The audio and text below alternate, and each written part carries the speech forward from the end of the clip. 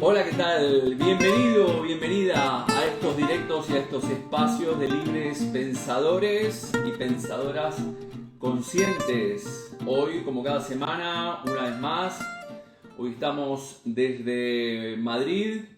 ¿Qué tal, Silvia? Salud y belleza integrativa.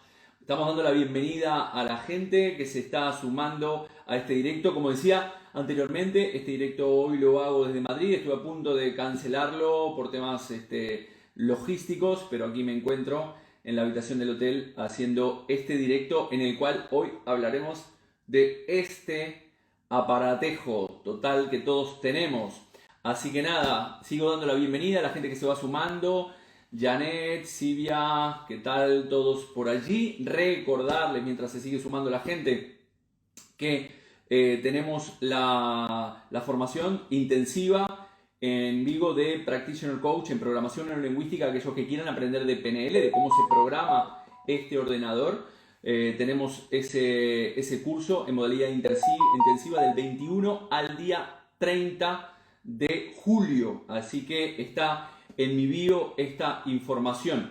Gracias a todos también por los mensajes que mandaron, preguntas, etcétera, etcétera. Así que hoy vamos a empezar. Voy a hacer este vídeo al final. Lo iba a hacer en uno solo, pero me di que al final era mucho y lo he dividido en dos partes. Así que esta media hora hablaré de una parte y la semana que viene hablaré de otra.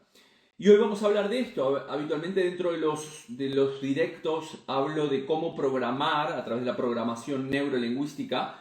Podemos programar o reprogramar la parte neuro a través de nuestra lingüística, no solamente verbal, sino también no verbal. Y hablo de eso, pero hoy me apetecía hacer un directo de este ordenador o de esta computadora, como dicen en Latinoamérica, que es nuestro propio cerebro. Como digo, yo soy especialista en la programación de esto, no soy especialista en el propio hardware de esta historia. Entonces, pero hoy me voy a atrever un poco, no siendo especialista en la parte de hardware, me voy a atrever un poco en hablar de la parte de hardware. Este órgano que todos tenemos, pero no todos usamos de la misma manera, es el órgano más voluminoso de todo el encéfalo. Ocupa básicamente la parte anterior y la parte superior de toda esta cavidad craneal. Su componente principal son los hemisferios y la corteza cerebral que recubre toda la superficie derivado del prosencéfalo, ¿no? Los hemisferios cerebrales básicamente presentan formaciones más o menos evidentes llamadas lóbulos cerebrales, que es una parte de la corteza cerebral que subdivide el cerebro y las funciones que tiene el propio cerebro. En el ser humano los lóbulos frontales son los que están asociados a funciones básicamente ejecutivas, como el autocontrol, la planificación, el razonamiento, el pensamiento abstracto, entre otras cosas. Este aparatejo se encarga de regular absolutamente todas las partes, todas las funciones vitales de todo nuestro cuerpo, de todo nuestro ser, como también es el órgano donde reside la mente y la conciencia. Por eso cuando hablamos de psicosomática, psico es mente, soma es cuerpo, y entonces básicamente lo que decimos en la psicosomática es cómo enfermamos a través de cómo funciona este ordenador. Habitualmente, ¿qué es lo que digo? Si tú deseas trabajar con un ordenador, tienes que aprender a saber cómo funciona el ordenador. Si tú quieres conducir un coche, tienes que saber cómo se conduce un coche y cómo funciona un coche. Pero muchas veces en nuestra vida no somos capaces de aprender o no somos conscientes de cómo funciona nuestro cuerpo y principalmente este órgano, que es el principal de nuestro cuerpo, ¿no? Porque regula todas las funciones a través del sistema nervioso, el sistema nervioso autónomo, todas las funciones, supervivencias, etcétera, etcétera, etcétera. Entonces, ¿qué pasa? Me parece curioso cómo nosotros, como seres humanos, no nos interesamos por poder ahondar un poco más en este aparatejo que es el que nos regula habitualmente y es el que nos lleva a tomar decisiones, el que nos lleva como dije, a tener un pensamiento abstracto, a razonar, a hacer análisis, etc. Y que regula, como dije, todas las funciones vitales de nuestro propio organismo. En el ser humano adulto, básicamente el promedio que tiene el cerebro es unos 1130 centímetros cúbicos, que son unos 1400, andan más o menos, dependiendo de hombre y mujer, la altura de la persona, anda aproximadamente unos 1400, 1,4 kg, un kilo y medio como máximo. Nuestro cerebro ha ido evolucionando desde la época de los primates. Como digo, todos tenemos un cerebro, pero no todos lo estamos utilizando.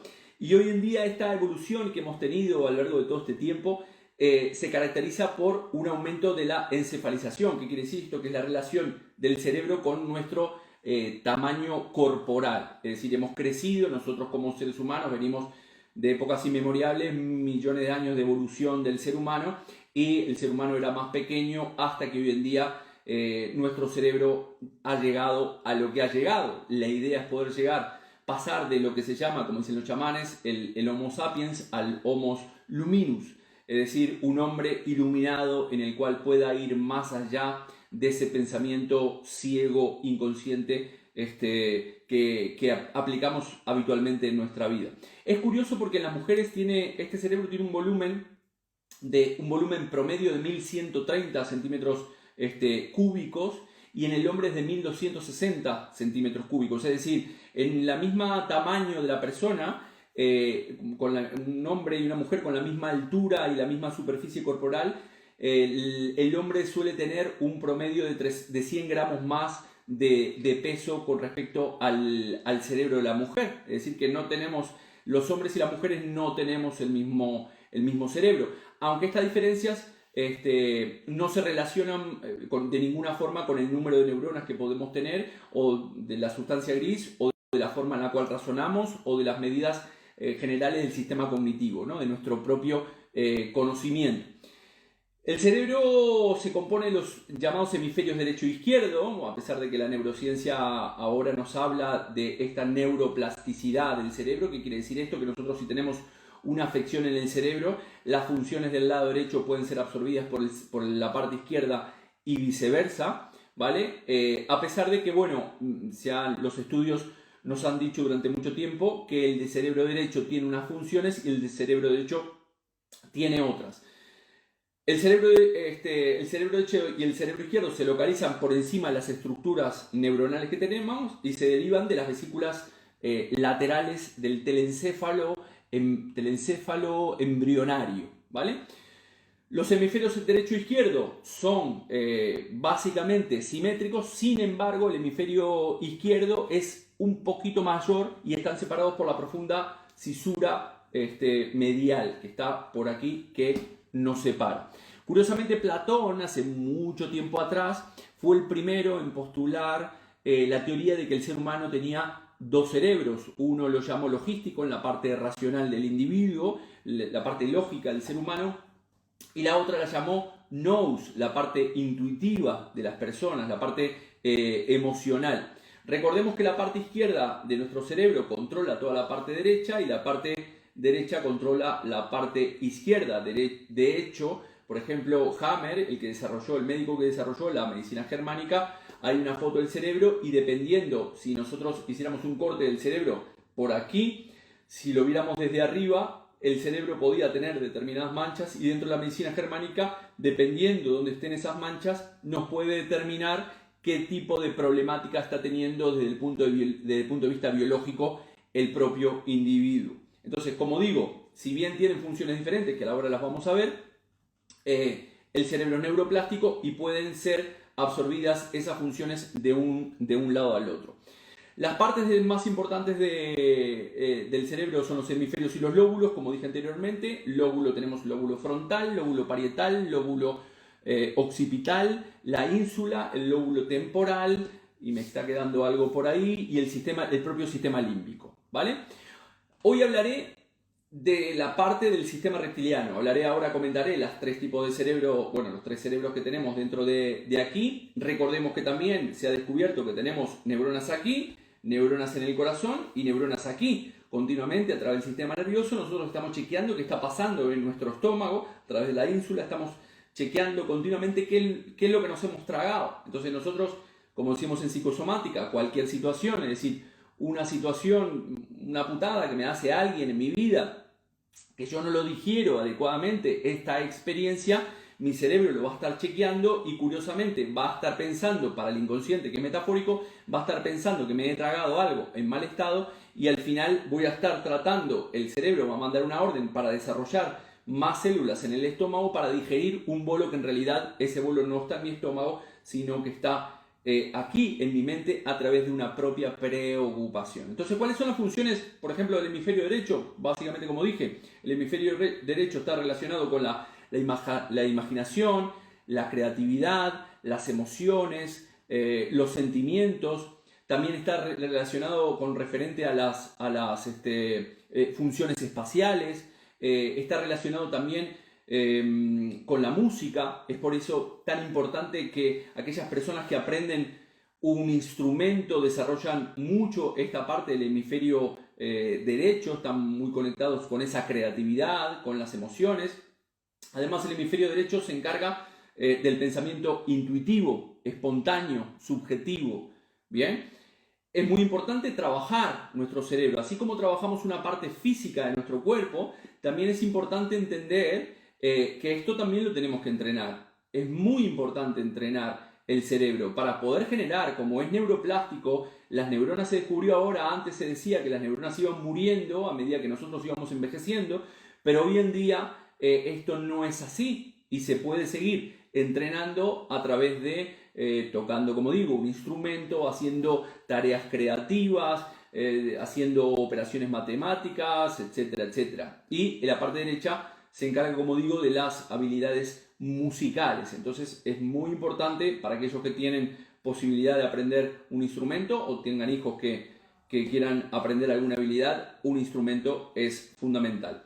Por otro lado tenemos la parte del hemisferio izquierdo. El hemisferio izquierdo es más experto en la lógica. Curiosamente tiene capacidades relacionadas con el pensamiento numérico, matemático lógico, es decir, hacemos operaciones. El matemático también lo comparte el hemisferio derecho. También el hemisferio izquierdo tiene funciones de la parte verbal, se encarga de las distintas facultades relacionadas con la expresión, con nuestro propio lenguaje, la lectura, la escritura. Esas son las funciones del hemisferio izquierdo, además de analizar, realizar razonamientos con todo lo que nosotros estamos experimentando, se ocupa del propio aprendizaje y procesa toda la información que nosotros recibimos del mundo exterior.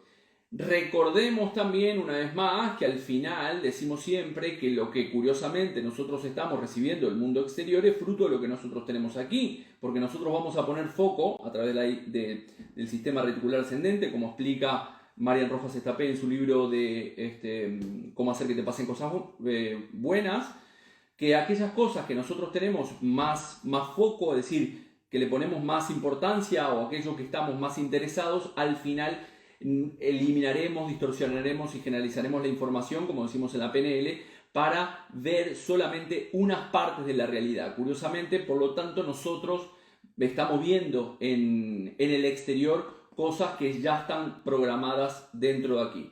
¿Cuáles son las funciones características de ambos hemisferios?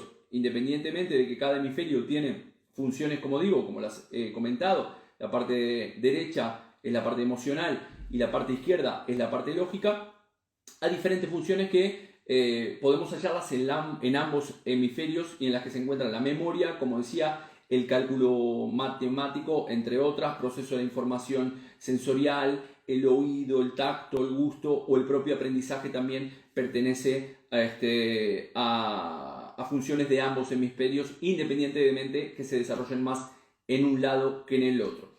Por lo tanto, con toda esta información que les estoy comunicando, como decimos en psicosomática, psico y somas, al final es cómo enfermamos a través de... Se acaba de romper aquí el cerebro. Cómo enfermamos a través de nuestra mente, porque una de las preguntas que me hicieron en el post, Nelly me preguntaba si nosotros podemos enfermar y sanar a través de nuestro cerebro, y la respuesta es totalmente positiva y la respuesta es sí, debido a que todo pasa por aquí, todo pasa por este ordenador, todo el procesamiento de la información e inclusive la información que nosotros tenemos en nuestro inconsciente está almacenada, no hay una localización del inconsciente en el cerebro físico, pero está almacenada allí, y también heredamos, como sabemos, a través de la epigenética, heredamos comportamientos, emociones de nuestros ancestros, ¿no?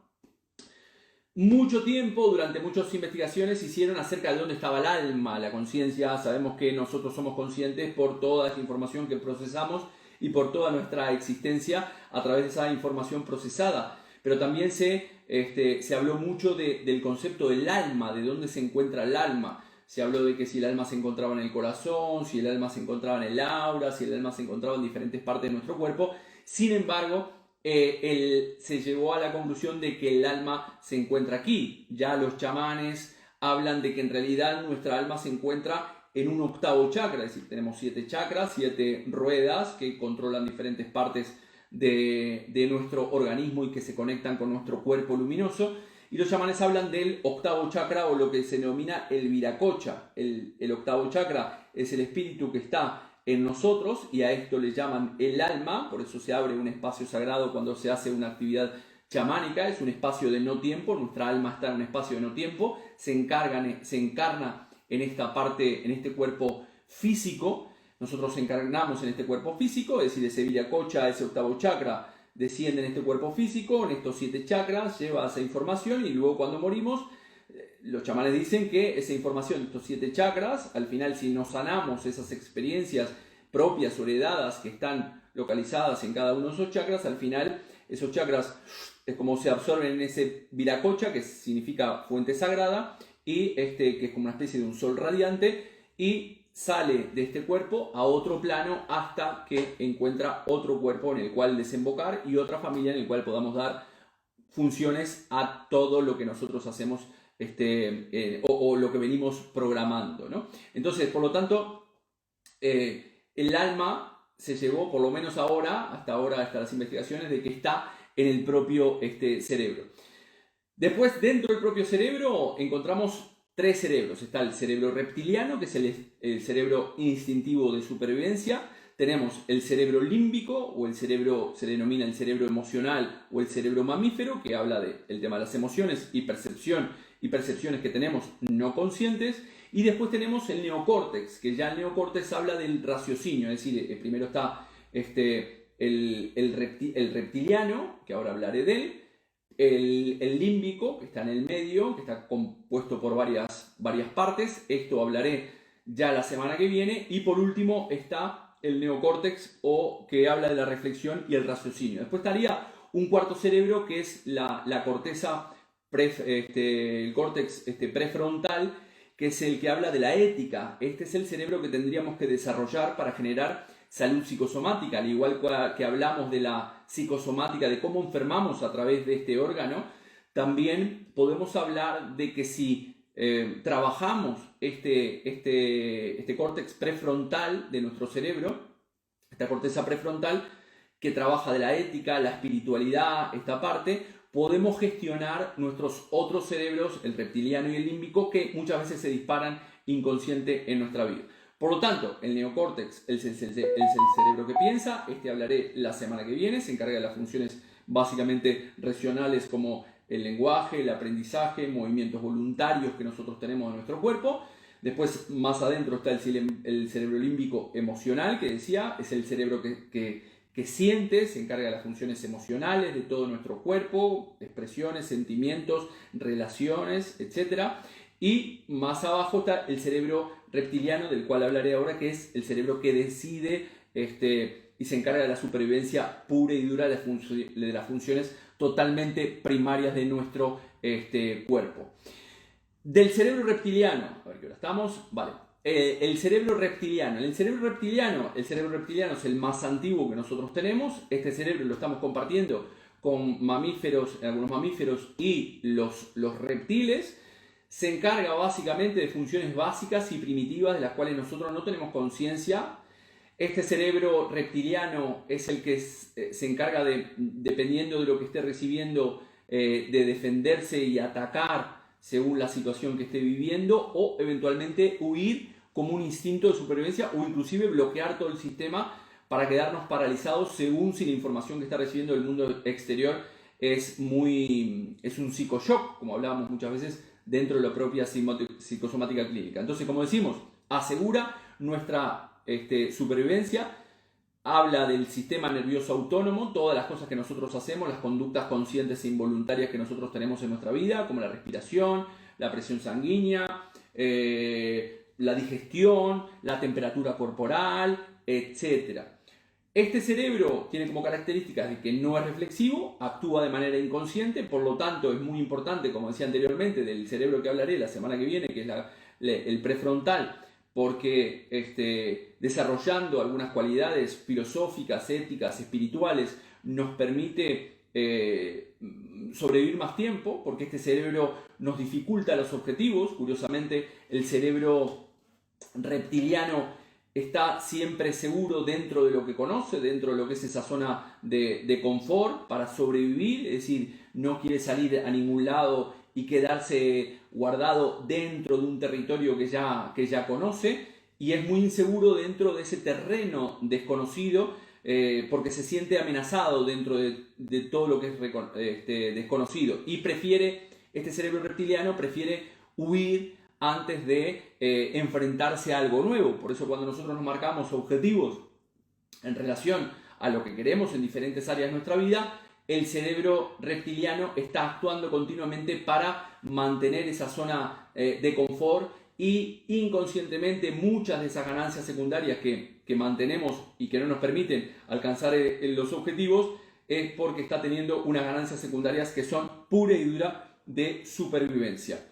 Como digo, pura y dura de supervivencia, hemos dicho que regula las funciones vitales básicas como respiración, digestión, reproducción, evita el dolor e intenta ir al placer, ¿vale?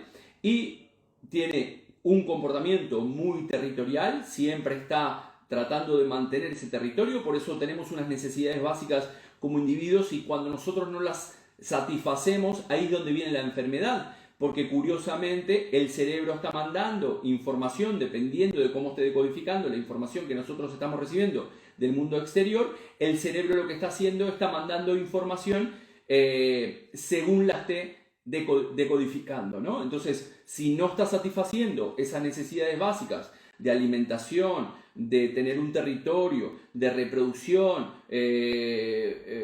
etcétera, etcétera, actúa y manda una información para tratar de regular continuamente esta información, ¿vale? Y curiosamente, esa regulación pasa en muchos casos por una enfermedad, para tratar que curiosamente esa enfermedad no deja de ser un instinto básico de supervivencia.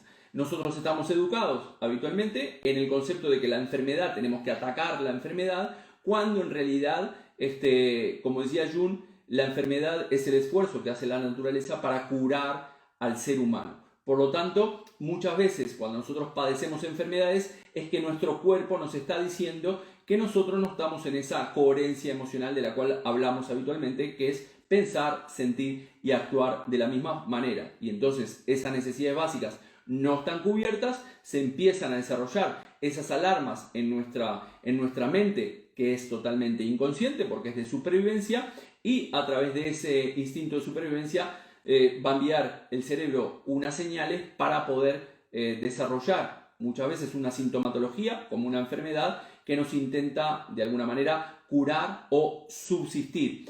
Por eso también tenemos una necesidad reproductiva. Esa necesidad reproductiva es totalmente biológica, y por eso lo he explicado en muchos casos. Cuando una mujer, yo he atendido 14 casos, 15 de mujeres que no han quedado embarazadas, no quedan embarazadas o han decidido no quedar. Las que he decidido, no, evidentemente no las he atendido. He atendido mujeres que querían quedar embarazadas y que no podían. Es porque curiosamente hay un software, en este caso hay una memoria transgeneracional, es un software que está tapando de alguna manera, está por encima, es decir, la parte biológica está aquí, es decir, somos seres que necesitamos esa supervivencia a través de este cerebro reptiliano, y cuando la mujer no puede quedar embarazada es porque en realidad hay algo psíquico, hay un software por encima del biológico que le dice que tener hijos puede ser mortal para ella, o puede ser muy doloroso, o puede ser muy traumático. Entonces esa es una creencia que viene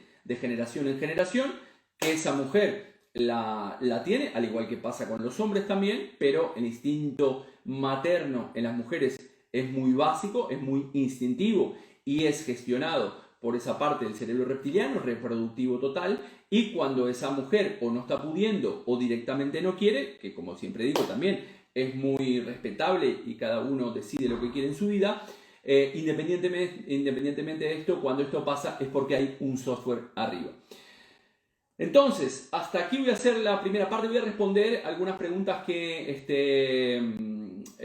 me mandaron. Bueno, me mandó una que creo que está por ahí, Janet. Nelly me preguntó, como decía, de si nosotros podemos enfermar y sanar a través de nuestro cerebro, y esa respuesta es sí. Por eso hablamos de la psicosomática. Como he explicado muchas veces, yo cuando empecé con esto de la psicosomática hace mucho tiempo atrás, pensaba que las enfermedades, el 50% de las enfermedades eran emocionales y otro 50% de las enfermedades eran casuales, o los síntomas que nosotros teníamos eran casuales, hasta que empecé a estudiar todo esto de la psicosomática, y en la propia experiencia clínica me ha llevado de pasar del 50 al 70, al 70 al 80, y hoy en día creo que cada situación que nos sucede en nuestra vida está relacionada con ese efecto que nosotros vemos, está relacionado con una causa, y esa causa proviene de este elemento. Entonces, también me preguntó Janet dónde surge la demencia. Es una pregunta muy interesante. Primero decir que la demencia es un término que se utiliza para describir un grupo de síntomas que afectan principalmente a nuestra memoria. La semana que viene hablaré del sistema límbico, del cerebro límbico emocional, donde tiene diferentes partes, en el cual la demencia afecta principalmente el hipocampo en el Alzheimer, ¿no? Entonces, la demencia afecta principalmente la memoria, el propio pensamiento, las habilidades sociales, y no dejan vivir a la persona una vida relativamente normal o una vida social normal, y afectan evidentemente a su vida rutinaria. La demencia no se trata de una enfermedad específica, como decía anteriormente, pero hay varias enfermedades que pueden provocar la demencia. Por otro lado, la demencia generalmente implica, como digo, una pérdida de memoria, y hay varias causas de esta pérdida de memoria. Sin embargo, el hecho de padecer una pérdida de memoria no significa que tengas demencia, ¿vale? Es decir, podemos asociarlo. Sin embargo, a menudo los primeros signos de la demencia son la pérdida de memoria. El Alzheimer es la causa más común de la demencia progresiva en personas mayores. Creo que tal vez Janet me has preguntado, creo que en algún momento me has preguntado por esta enfermedad, que creo que le pasaba, no me acuerdo si tu padre o a quién.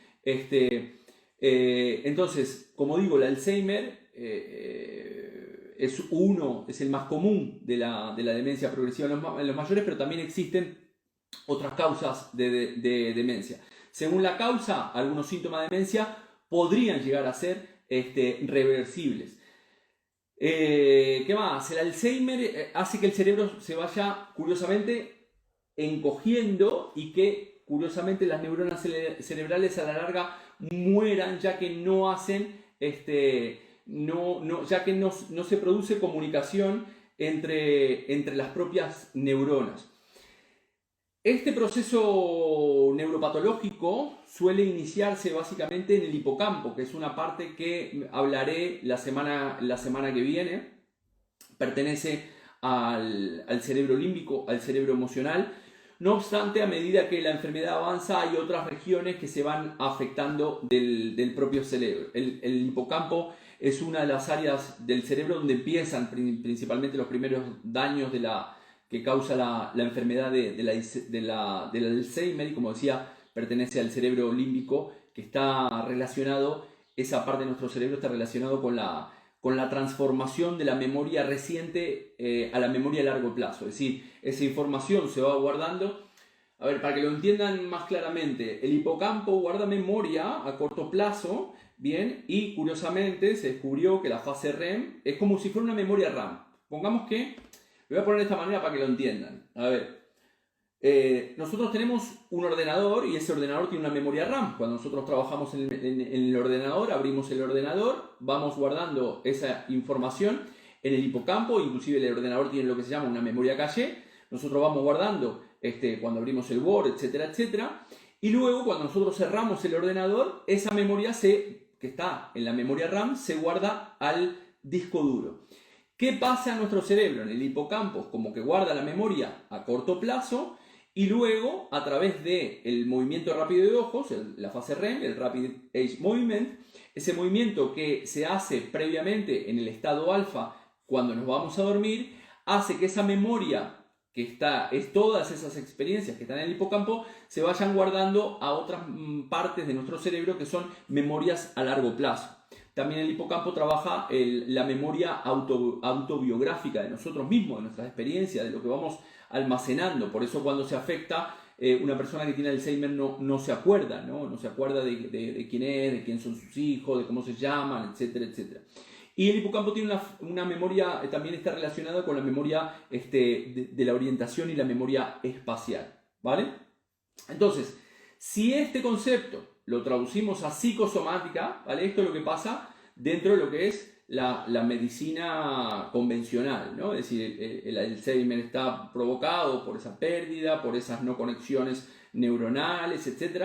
Pero nosotros no nos quedamos solamente en la parte del hardware, sino que vamos a una parte un poco más profunda, que básicamente nosotros hablamos en la psicosomática de que el Alzheimer es un conflicto de separación y agresión que ha vivido la persona. Siempre, si estás escuchando este directo ahora o lo ves en otro momento, he explicado en muchas ocasiones cómo hay experiencias de nuestra vida que superan ciertos umbrales de tolerancia que tiene cada individuo, y eso que supera nuestros umbrales de tolerancia, si yo no soy capaz de sacarlo hacia afuera y verbalizarlo, al final se transforma, este cerebro hace un procesamiento y se transforma en un tema de síntoma. Entonces el Alzheimer son conflictos de separación y agresión, son múltiples conflictos repetitivos que se repiten en la persona y que no son resueltos en diferentes áreas de su vida, y que la persona va provocando como una especie de pequeñas cicatrices en su propio ser, hasta que no puede soportarlos más y desarrolla básicamente esa sintomatología que en este caso sería el Alzheimer. Encontramos varios conflictos dentro del Alzheimer, conflictos de no poder comprender las cosas, y evidentemente si no las puedo comprender, no les puedo aplicar una solución. Si hay algo que no lo comprendo, yo no le puedo aplicar una solución. A veces tenemos que entender que hay situaciones en nuestra vida que no hay una explicación, o no tenemos que encontrar una explicación, sino que las cosas son fluir con las experiencias que nos toquen vivir en todo momento. También hablamos en el Alzheimer de un conflicto de reconocimiento, es decir, no puedo reconocer a los demás porque yo no he sido reconocido. Entonces no he sido reconocido en mi familia, no he sido reconocido por mis padres, no he sido reconocido, y por lo tanto, o porque me desheredaron y no he sido reconocido, y entonces si no puedo reconocerme a mí mismo, evidentemente no puedo reconocer a los demás.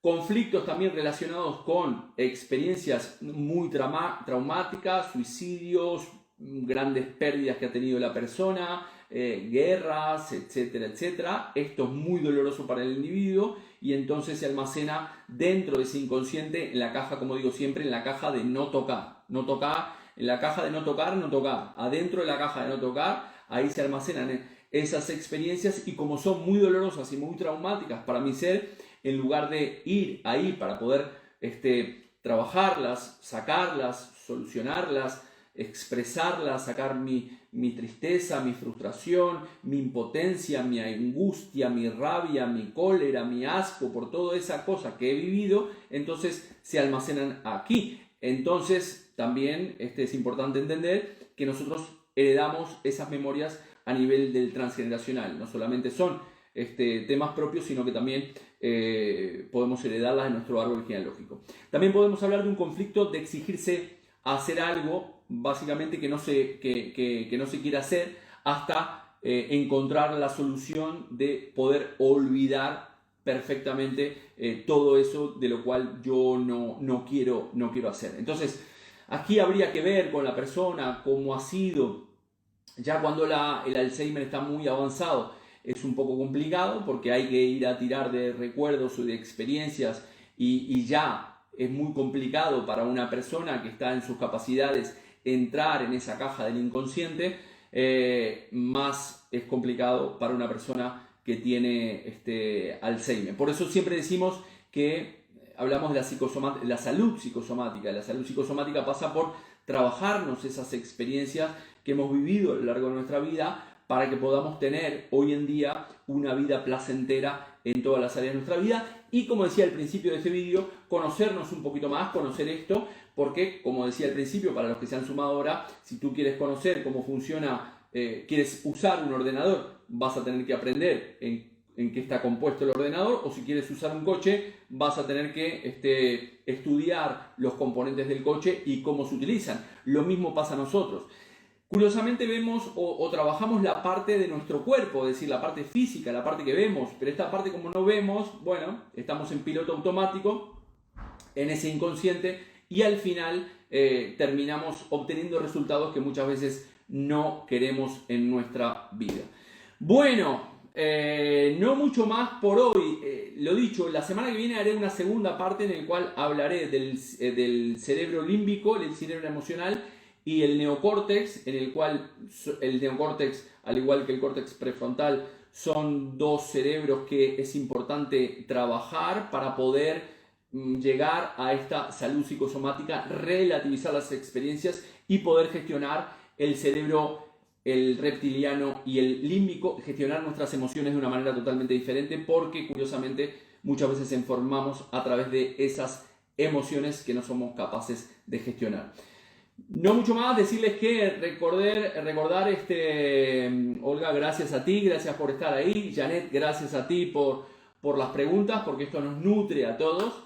Recordarles que en julio tenemos la formación de Practitioner Coach en Programación Neurolingüística, que trabajamos enseño a cómo programar este artefacto, este artilugio que es nuestro cerebro. Lo haremos en modalidad intensiva, así que aquellos que quieran información están en mi bio o entrar en la página web jorgerialcoach.com, que le mandaremos el dossier y toda la información. Los leo en los comentarios, espero que les haya gustado este vídeo y ya que trabajamos esta parte física, también trabajemos esta parte mental, que es muy importante para generar esa salud psicosomática. No mucho más por hoy, gracias a todos y a todas los que están ahí, libres pensadores, disfrutar de este verano y paz profunda. Chao, chao.